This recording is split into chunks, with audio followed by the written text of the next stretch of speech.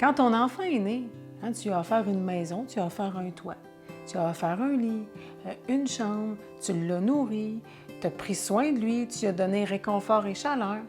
Mais à l'intérieur de lui, l'enfant a besoin aussi de sécurité et de chaleur.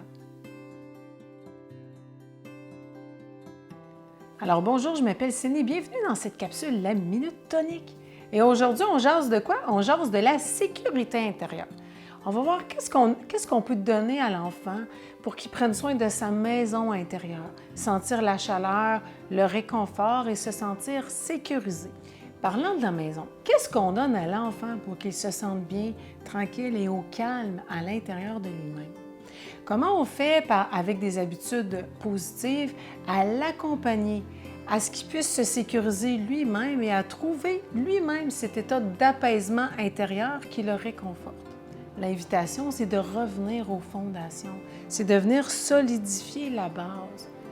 C'est de s'assurer que cette base-là est assez solide pour que l'enfant puisse aller vers le monde, grandir et s'épanouir. Puis tu sais, l'image que j'aime beaucoup donner pour que ça soit vraiment clair, c'est l'arbre. Un arbre dans lequel, dans la terre, il y a assez de sels minéraux, il y a tous les nutriments possibles pour être bien centré, grandir, bien grandir, ouvrir justement ses ailes, développer toutes sortes d'habiletés avec toutes sortes de feuilles différentes, de fleurs différentes pour qu'il puisse exprimer ses talents et sa lumière. Mais si par exemple, dans le terreau, il manque de nutriments, il n'y a pas eu assez de soleil, il a manqué de pluie, il a manqué de soins, il a manqué d'attention, bien, les racines sont moins grandes, puis l'arbre, des fois, il est un petit peu plus croche, puis il y a moins de feuilles dans les arbres. Fait que quand l'enfant arrive dans des défis de la vie, bien, il y a moins de ressources intérieures pour développer des capacités pour traverser puis surmonter ces défis-là. Fait que souvent, il reste pris dans un état de stress.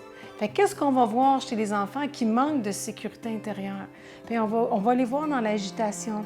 On va voir des enfants qui s'opposent plus facilement, plus rapidement. Des enfants qui négocient plus, qui vont tester l'autorité. Des enfants qui vont vivre de l'hyper-émotivité. On dirait que tout ce qu'ils vivent au niveau émotionnel, c'est gros, puis ça prend des ampleurs. On va voir aussi des enfants qui sont hypersensibles.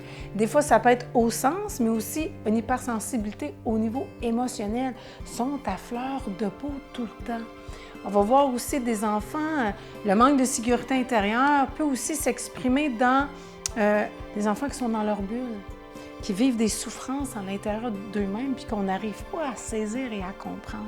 Des enfants qui vont se replier dans leur monde, parce que dans leur monde, ils sont en sécurité, parce qu'il n'y a pas de changement, il n'y a pas de nouveauté, il n'y a pas de défi. Ce qui est intéressant de savoir, c'est que derrière ces réactions-là, ces comportements-là dérangeants, les professionnels de la santé observent qu'il y a des besoins de sécurité qui n'ont pas été répondus. Si tu as envie d'en savoir plus sur la sécurité intérieure, savoir c'est quoi, savoir d'où ça vient, c'est quoi les fondations, comment accompagner l'enfant à enrichir sa sécurité intérieure, à solidifier ses fondations dans un univers de jeu, d'histoire, avec des activités qui s'appliquent autant dans les 0-5 ans pour la petite enfance ou le 5-12 ans pour le scolaire, puis qui s'appliquent autant à des intervenants ou des parents. On a créé une formation qui s'appelle Rocchio Pepito, les fondamentaux. Fait qu'on va voir qu'en stimulant la sécurité intérieure chez l'enfant, on diminue l'intensité des réactions émotionnelles, puis on accompagne l'enfant tranquillement à installer cette sécurité intérieure-là à l'intérieur pour qu'il puisse lui-même s'apaiser. Alors, il y a un lien ici, je t'invite à cliquer dessus pour avoir plus d'informations pour Rocchio Pepito et on se retrouve dans Pepito! À bientôt!